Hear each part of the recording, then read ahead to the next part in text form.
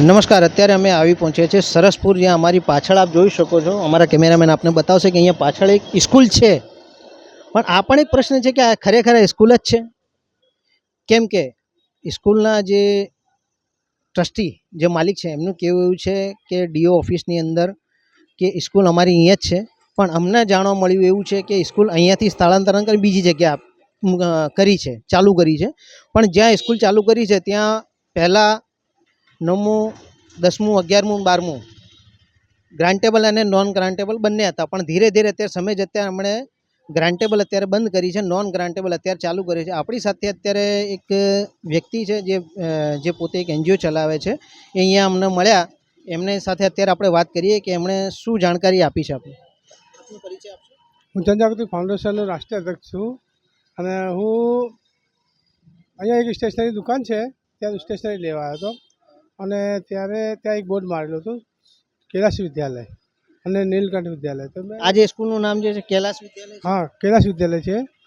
અહીંયા તો બોર્ડમાં તો કંઈ દેખાતું નથી. આ પહેલાં બોર્ડ હતું, એ હટાવી દીધું છે. હમણાં મેં અરજી કરીને એના પછી હટાવી દીધું છે. બરાબર. એટલે હું આવ્યો હતો ને ત્યારે સ્ટેશનરી દુકાન એટલે બોર્ડ હતું અને દુકાન બંધ હતી, એટલે મેં ત્યાં ફોટો પાડ્યો અને ફોટો પાડીને મૂકી દીધું, મારા પાસે રાખ્યો હતો. અને મેં દુકાન જોઈ, ઓફિસ જોઈ, સ્કૂલ બંધ હતી, બધું બંધ હતું. એટલે ત્યાં નીચે બોર્ડ માર્યું હતું કે આ જગ્યા ઉપર સ્કૂલ ટ્રાન્સફર કરવામાં આવેલ છે. તે જે જગ્યાએ જઈને મેં જોયું તો ત્યાં સ્કૂલ ચાલતી હતી. નવી બિલ્ડિંગ બનાવી છે બીજું આખું, અને રમતગમતનું કોઈ મેદાન ત્યાં છે નહીં. નવી બિલ્ડિંગ કઈ જગ્યાએ બનાવી છે? આગળ હોસ્પિટલ છે ને એની સામે. અહીંયાથી સ્થળાંતરણ કરી અત્યારે નવી બિલ્ડિંગ ત્યાં કરી દીધી.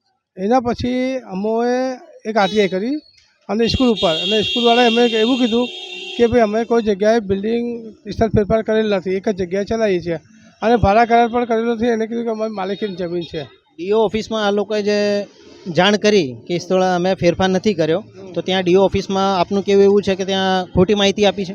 હા, પછી મેં ત્યાં અરજી કરી ડીઓ ઓફિસમાં કે ભાઈ આ બે જગ્યાએ સ્કૂલ ચાલે. તો 2 ફોટા મેં મૂક્યા કે 2 ફોટા અલગ અલગ બિલ્ડિંગના હતા. એ ફોટા મૂકીને મેં અરજી કરી તો એજ્યુકેશન ઇન્સ્પેક્ટરે તપાસ કરીને અમને એવું રિપોર્ટ આપે છે કે એક જ જગ્યાએ સ્કૂલ ચાલે છે.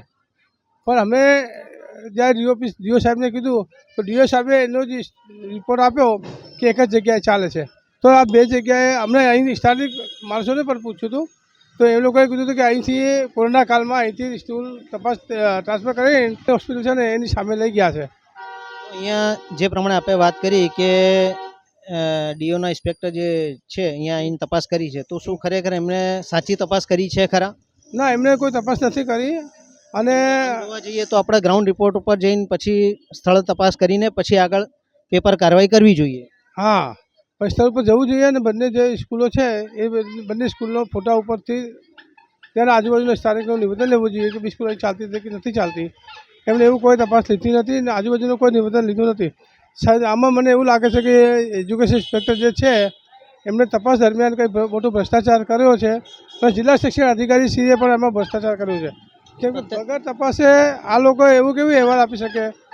અને અમે ફોટા પણ મૂક્યા છે અને ટેક્સ બિલ જે આવે છે ને 2 જગ્યાએ અલગ અલગ ટેક્સ બિલો છે.